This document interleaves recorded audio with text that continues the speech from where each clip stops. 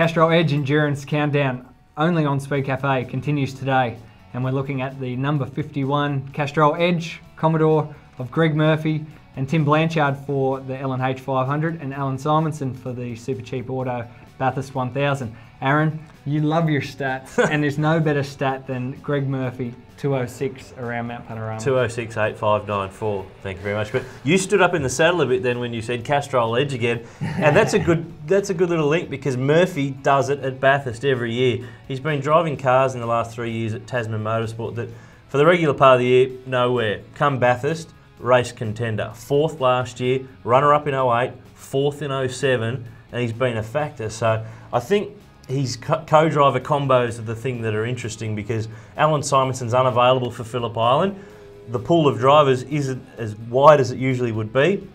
Tim Blanchard showing good form in the Fujitsu Series, but I think the step up to the main game is going to be a real eye-opener, and that's his first run in the main game at Phillip Island. So they need to really protect him on that weekend. But at Bathurst, I think in Allan Simonsen, they've got one of the most underrated international guys going around who doesn't have the profile of the big world touring car names that have come out, but has got some good results. He was 5th a couple of years ago. Yeah, look, Greg's more than capable of doing the job, we know that, but Greg's a unique individual and he intimidates his fellow co-drivers and if the co-driver happens to be a couple of tenths slower, which easily could be the case, Greg's going to have to make sure that he doesn't make it worse by revving the drivers up, and they're got to, Greg's not known to be calm all his racing life, and he can contribute a lot here by calming himself down and calm the situation down. Just say to whichever co-driver he has at each race, just give me back the car. I don't care what position you're in.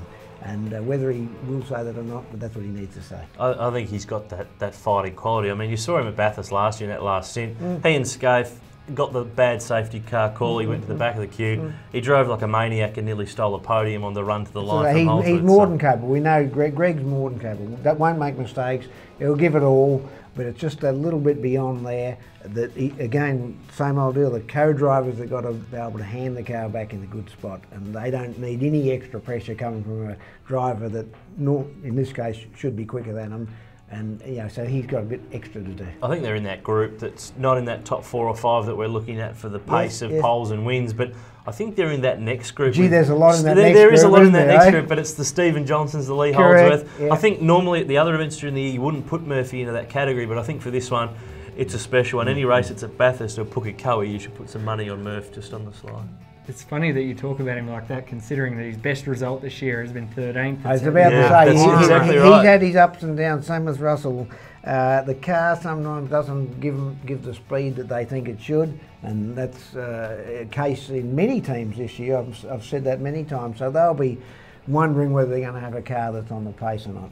You're on the Castrol Edge Endurance Countdown on Speed Cafe.